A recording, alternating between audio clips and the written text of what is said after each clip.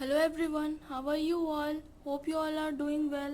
I Lovely Sabat welcome you all to my channel Love Civil Engineering, जहाँ पे हम लोग सिविल इंजीनियरिंग को और आसान और बेहतर तरीके की समझने की कोशिश करते हैं। अगर आप इस चैनल में नए हो और आप ये वीडियो पहली बार देख रहे हो तो प्लीज़ आप मेरे बाकी वीडियोस भी देखो related to the subject RCC and soil mechanics and surveying. And मैंने प्रीवियस ईयर क्वेश्चंस भी गेट के to the related topic solve किए हैं, आप वो वीडियोस भी देखो। एंड प्लीज़ अगर आपको वीडियो अच्छा लगे तो like, share and subscribe my channel. So without further ado let's start today's video.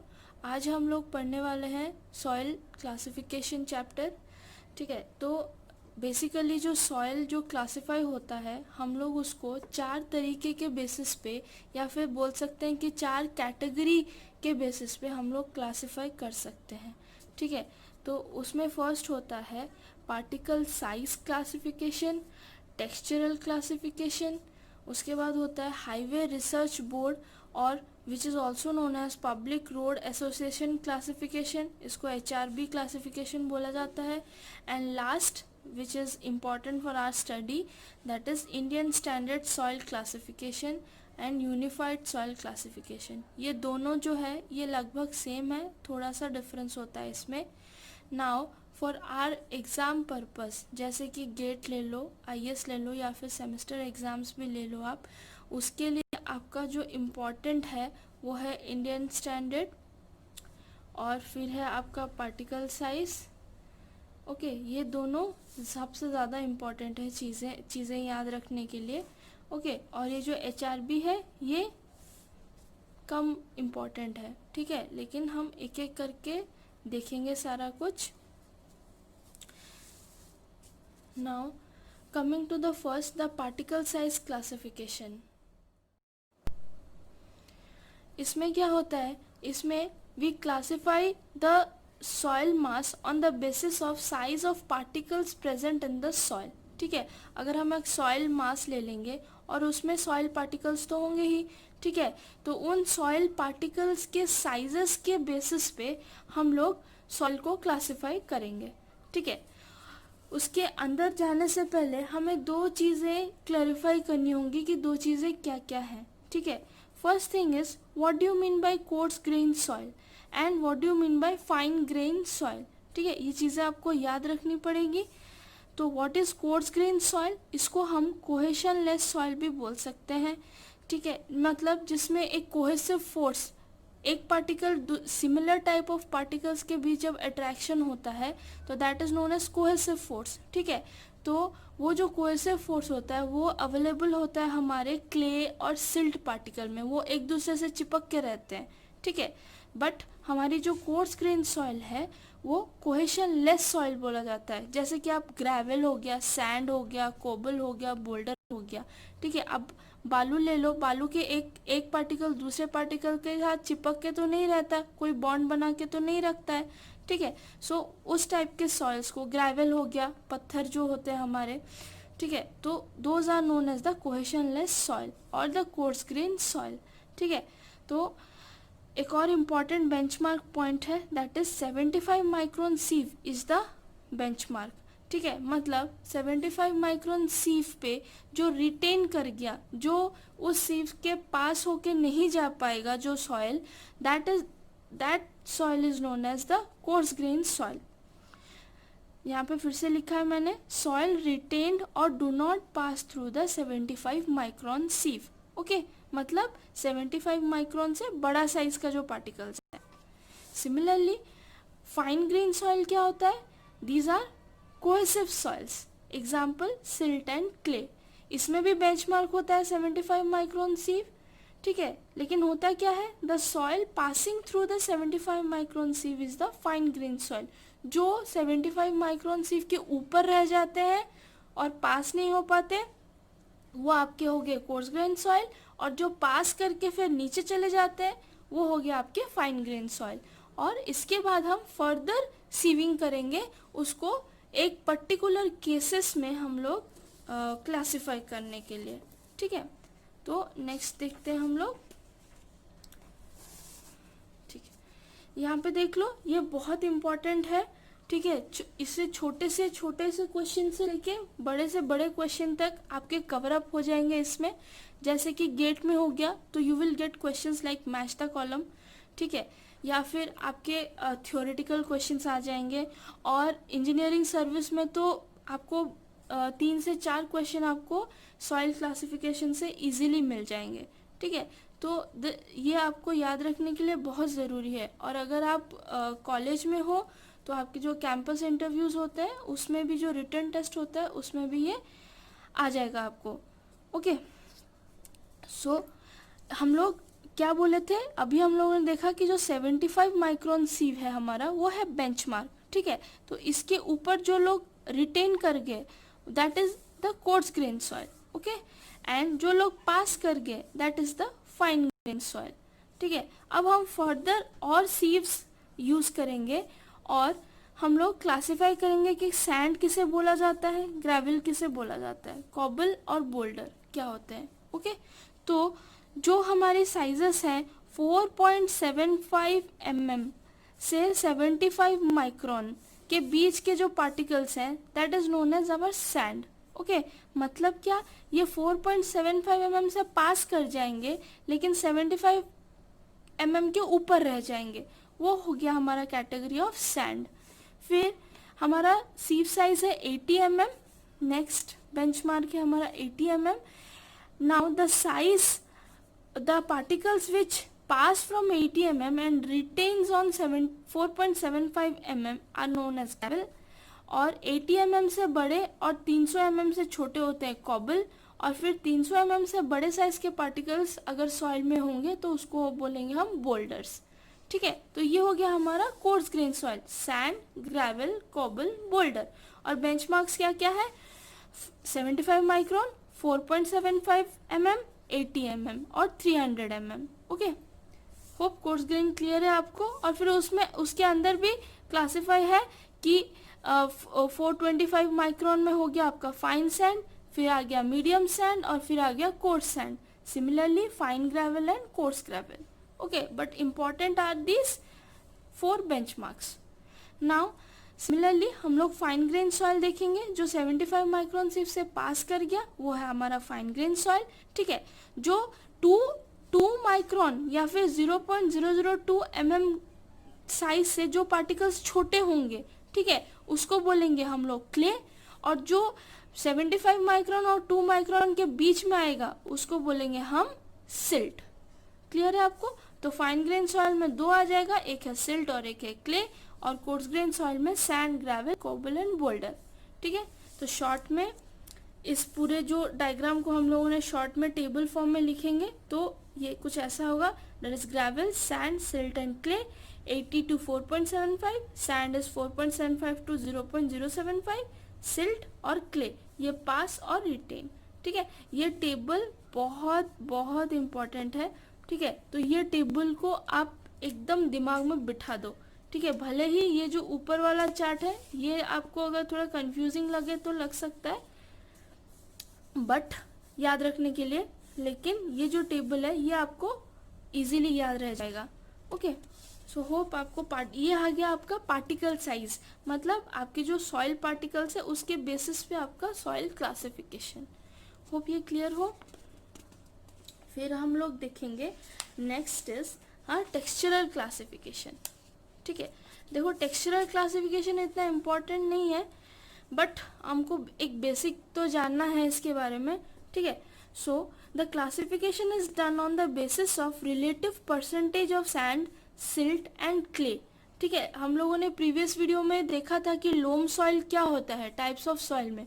अगर आपने वो वीडियो नहीं देखा है तो मैं लिंक दे दूंगी, आप प्लीज जाके देख लो। लोम सॉइल एक ऐसा सॉइल है जिसमें सैंड, सिल्ट और क्ले इक्वल प्रोपोर्शन में होता है, लेकिन किसका प्रोपोर्शन जो होता है वो 50% से ज़्यादा नहीं होता है, ठीक है। सो जिस सॉइल में तीनों सॉइल का मिक्सचर हो, ठीक है, वो सॉइल क्लासिफाई करने के लिए हम लोग टेक्सचरल क्लासिफिकेशन मेथड यूज करते हैं, ठीक है। So what is loam soil, mixture of sand, silt and clay, मैंने अभी बोला था। एग्जाम्पल देख लो, सपोज एक क्ले है जो आपने रास्ते से उठाया, या फिर एक सैंपल ऑफ सॉइल आपको मिला जिसमें कि 30% सैंड है, 35% सिल्ट है एंड 35% क्ले है, ठीक है। तो उसको आप कैसे डिफाइन, सपोज एक एग्जांपल लेते हैं, ठीक है। 30% सैंड, 35% सिल्ट और 35% क्ले, ठीक है, टोटल 100% होना चाहिए। तो वो हम देखेंगे ये टेक्सचरल चार्ट से, जो कि ट्रायंगल होता है, ठीक है। So the base represent the percentage of sand, now this the right side represent the percentage of silt and left is percentage of clay, ठीक है। इसको याद रखने के लिए आप एक ट्रायंगल में क्ले, सिल्ट, सैंड क्लॉकवाइज ये ट्रिक को समझ के आप याद रख सकते हो, ठीक है। तो यहाँ पे क्या होता है कि जो परसेंटेज का जो भी क्वांटिटी का सॉइल आपको गिवन देता है, उसको आप परसेंटेज में उस जगह पे लोकेट करोगे एंड फिर वो सॉइल आपका डिफाइन हो जाएगा, ठीक है। तो एक एग्जांपल देख लो फटाफट। तो सपोज एक सॉइल है, हम लोग का सैंड उसमें 10% है, सिल्ट उसमें 56% है और क्ले उसमें 34% है, ठीक है। तो वो सॉइल का नाम क्या हो जाएगा, देखो सिल्ट सबसे ज़्यादा है तो सिल्टी, नेक्स्ट परसेंटेज है आपका जो भी कंटेंट ज़्यादा है that is clay, that is silty, clay, loam, ठीक है। Loam means it's a mixture of 3 soils, ठीक है। तो जो टेक्सचरल क्लासिफिकेशन है वो ऐसे यूज होता है आपका सॉइल को, एक कोई भी सॉइल है उसको क्लासिफाई करने के लिए, ठीक है। होप ये आपको क्लियर है टेक्सचरल क्लासिफिकेशन। देन नेक्स्ट हम लोग चलते हैं, दिस इज इम्पॉर्टेंट, हमारा है highway research board means HRB classification. This classification system is generally used for soil classification for pavement construction, ठीक है। जो रोड बनाने के लिए, जो मिट्टी में हम लोग रोड बनाएंगे उस सॉइल के टेस्टिंग के लिए हम लोग ये क्लासिफिकेशन सिस्टम यूज करते हैं, ठीक है। इसमें सॉइल को किस किस बेसिस पे क्लासिफाई किया जाता है, वन इज पार्टिकल साइज, मतलब जो हमने पहले पढ़ा था, ठीक है, कि कोर्स ग्रेन है, फाइन ग्रेन है, एंड फिर कोर्स ग्रेन है तो क्या क्या है, फाइन ग्रेन है तो क्या क्या है। Next is the plasticity of the soil, then next is the compressibility of the soil, means plasticity मतलब उसमें कितनी मोल्डिंग कैपेसिटी है, एंड कॉम्प्रेसिबिलिटी मतलब उसमें कितनी क्वांटिटी की वाटर है, ठीक है। तो ये 3 चीजें देख के हमारा HRB क्लासिफिकेशन किया जाता है, ठीक है। तो HRB क्लासिफिकेशन में आपका जो नोटेशन दिया जाता है that is known as the group index, ठीक है। ये ग्रुप इंडेक्स को ही देख के हम लोग सॉइल को क्लासिफाई करते हैं, ठीक है। तो ये ग्रुप इंडेक्स क्या है, इसका फॉर्मूला है 0.2a plus 0.005 AC plus 0.1 BD। ये आपको याद रखना है। गेट के लिए it is not as important, लेकिन अगर आप इंजीनियरिंग सर्विस के लिए प्रिपेयर कर रहे हो तो ये चीज़ आपको याद रखनी पड़ेगी, ठीक है। So the value of GI varies from 0 to 20, ठीक है। ये ऑब्जेक्टिव क्वेश्चन है, SSC JEE हो जाएगा आपका, या फिर ESE हो जाएगा, या फिर कोई भी कैंपस हो जाएगा। ये क्वेश्चन आना ही आना है कि GI का वैल्यू किधर से किधर तक रेंज करता है, it will range from 0 to 20, ठीक है। what is now in the formula, what is A, this is percentage passing 75 micron sieve minus 35, ठीक है। लेकिन इसकी वैल्यू 40 से ज़्यादा नहीं होनी चाहिए, अगर 40 से ज़्यादा होगी देन आप इसका वैल्यू 40 लोगे, ठीक है। ये बहुत इंपॉर्टेंट है, ये बच्चों को समझ में नहीं आता है, तो मैं इसको कोशिश कर रही हूँ आपको समझा सकूँ, ठीक है। इसके रिलेटेड हम लोग अभी एक न्यूमेरिकल भी देख लेंगे। What is B, percentage passing through 75 micron minus 15, इसका भी वैल्यू 0 to 40 के बीच में रहेगा। What is C, this is liquid limit minus 40। What is D, this is IP minus 10, और C का वैल्यू का रेंज होगा 0 to 20 और D का वैल्यू होगा 0 to 20, ठीक है। इन दोनों का वैल्यू 40 से ऊपर नहीं जाएगा और C और D का वैल्यू 20 से ऊपर नहीं जाएगा, ठीक है। अब GI का वैल्यू हम लोगों ने बोल दिया कि 0 to 20 है, तो इसके सॉइल क्लासिफाई कैसे करेंगे, ठीक है। तो अगर 0 to 2 है तो soil for payment is good, मतलब सॉइल अच्छा है पेमेंट कंस्ट्रक्शन के लिए। अगर 2 to 7 है तो it's fair, from 7 to 10 it is poor quality, from 10 to 20 it's very poor. मतलब GI का वैल्यू जितना कम है मीन्स द क्वालिटी उतना अच्छा है। ठीक है, तो ये पॉइंट आपको याद रखना है कि GI का value come, quality of soil is good. ठीक है, ये मैंने यहाँ पे लिख दिया है, GI वैल्यू बढ़ रहा है तो क्वालिटी ऑफ सॉइल घट रहा है। ठीक है, तो ये जो HRB क्लासिफिकेशन है इसके बेसिस पे हम लोग के 7 ग्रुप्स ऑफ सॉइल है, that is A1 to A7। ठीक है, तो यहाँ पे मैंने ऐसे ही ये डायग्राम बनाया था कंसिस्टेंसी का, इसको हम पढ़ेंगे नेक्स्ट वीडियो में हम लोग। ठीक है, तो ये आ गया आपका लिक्विड लिमिट, ये आ गया आपका प्लास्टिक लिमिट और ये आपका आ गया श्रिंकेज लिमिट। ठीक है, लिक्विड लिमिट मतलब सॉइल वो क्वांटिटी का वाटर जो कि सॉइल में प्रेजेंट है जिसके बाद आपका सॉइल फ्लोटिंग कंडीशन में आ जाएगा। ठीक है, सो इसके बेसिस पे ये हमारा जो फॉर्मूला है WL-40, इसको मैंने यहाँ पे डायग्राम के थ्रू समझा दिया है, हम लोग इसको नेक्स्ट वीडियो में पढ़ेंगे। होप HRB क्लासिफिकेशन आपको क्लियर हो। अब क्या है, जैसे कि हमने देखा था कि 4 क्लासिफिकेशंस होते हैं, पार्टिकल, टेक्सचरल, हाईवे और इंडियन स्टैंडर्ड। अब हम आज इस वीडियो में हम लोगों ने ये 3 कवर कर दिया। ठीक है, लेकिन जो इंडियन स्टैंडर्ड क्लासिफिकेशन है ये काफ़ी बड़ा है। ठीक है, और इसको काफ़ी टाइम चाहिए एक्सप्लेन करने के लिए, तो ये इंडियन स्टैंडर्ड जो है वो हम लोग नेक्स्ट वीडियो मतलब सॉइल क्लासिफिकेशन पार्ट 2 में कवर करेंगे। ओके, सो अभी हम लोग एक फटाफट एक क्वेश्चन लिख लेते हैं ताकि आपको जो आपने पढ़ा that will be helpful to you. Okay, चलो ये आपका ESC क्वेश्चन है, इंजीनियरिंग सर्विस क्वेश्चन है, 2016 का क्वेश्चन है। ठीक है, consider a soil mass for which the test yield the following result। Okay, आपका पासिंग थ्रू 75 माइक्रोन सीव दिया है 62%, लिक्विड लिमिट दिया है 35%, प्लास्टिसिटी इंडेक्स दिया है, प्लास्टिसिटी इंडेक्स मीन्स IP दिया है 14%। ठीक है, एज पर the group index classification of soil what is the soil condition of the above given soil sample. ठीक है, सॉइल की कंडीशन क्या है using the group index. Group index classification मतलब हमारा HRB क्लासिफिकेशन GI। ठीक है, तो पुअर, गुड या फेयर और एक्सीलेंट देखेंगे हम लोग। We know the formula GI is equal to this. Now हम ABCD निकाल देंगे। What is A? अभी हम लोगों ने देखा percentage passing through 75 micron minus 35, but इसकी वैल्यू जो है 0 to 40 के बीच में आएगी। तो परसेंटेज पासिंग दिया गया हमारा क्वेश्चन में। ठीक है, 62%, राइट, यहाँ पे क्वेश्चन में 62%, तो डाल दो यहाँ पे 62 minus 35 is 27। We got the value of A।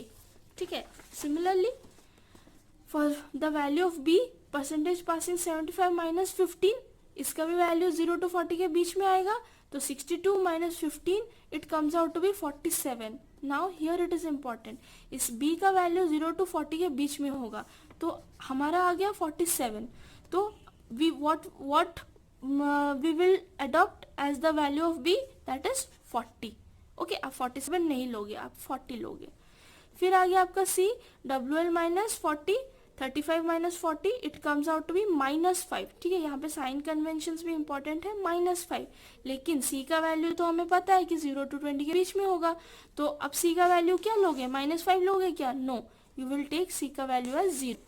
Now D, IP minus 10, 14 minus 10 that is 4। So अब G के फॉर्मूले में डाल दो सब कुछ। Now GI comes out to be 7। Okay, तो अगर 7 आ गया तो हम लोगों ने क्या देखा था, 2 to 7 is the fair condition. ठीक है, तो दैट इज तो जो हमारा सॉइल सैंपल गिवन है उसकी क्वालिटी क्या है, fair quality. So the answer will be option B, fair. ठीक है, तो ये रिसेंट क्वेश्चन है ESC 2016 का। तो आपको इंजीनियरिंग सर्विस का जो एग्जाम है उसमें आपको ऐसे क्वेश्चंस मिल जाएंगे, बट गेट में this is not much important, but फिर भी you have to study everything for GATE. आपको कुछ छोड़ना नहीं है, आपको हर चीज़ की आइडिया होनी चाहिए कि अगर बाय मिस्टेकली क्वेश्चन आ जाता है तो आप उसको अटेंड कर पाओ और उसको आप छोड़ो नहीं। ठीक है, सो होप ये जो सॉइल क्लासिफिकेशन का जो आज का वीडियो था ये आपको अच्छे से समझ में आया होगा। प्लीज़ आप इसके नेक्स्ट वीडियो को देखो क्योंकि that is very important, that is Indian soil Indian standard soil classification, और उसी से क्वेश्चंस आते हैं भर भर के, जो भी आना होगा इस चैप्टर से, in GATE and ESE also, in SSC JEE also. तो stay tuned for the next video. Until that, keep studying, keep your hard work on. मैं आपको बहुत जल्द मिलूंगी. And if you like this video, please like, share and subscribe my channel. Thank you all.